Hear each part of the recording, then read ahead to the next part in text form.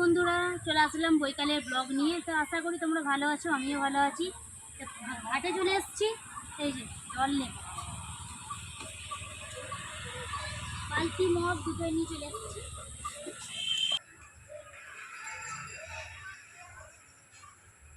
এই যে পুকুর থেকে জল নিয়ে এসেছি, গাছে দেবো।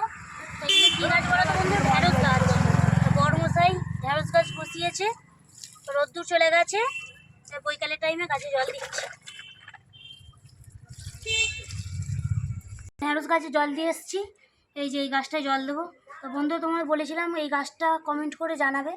এই গাছটা অনেকটা বড় হয়ে গেছে, এই গাছটাতে জল দেবো।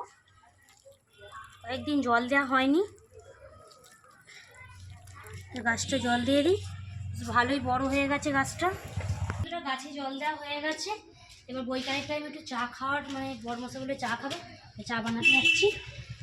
বন্ধুরা, চাটা বসাবো, এই যে চা বসিয়ে দিলাম।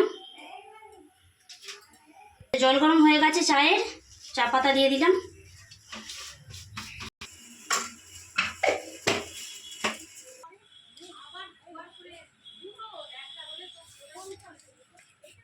চা নিয়ে চলে এসছি। কি গো? চা নাও। রাখো রাখো। বৈকালের টাইমে একটু চা না খেলে হয়, যতই গরম হোক। তো গরমটা খুবই পড়েছে বন্ধুরা, প্রচণ্ড গরম হচ্ছে। হ্যাঁ, নাও চা খাও।